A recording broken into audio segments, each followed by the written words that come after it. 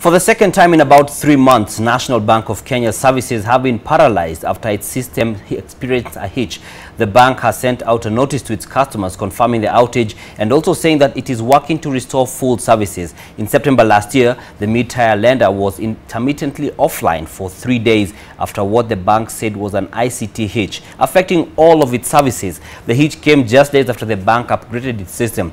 NBK says that this latest outage was caused by bad weather and there is no indication yet on how long it will take to fix it.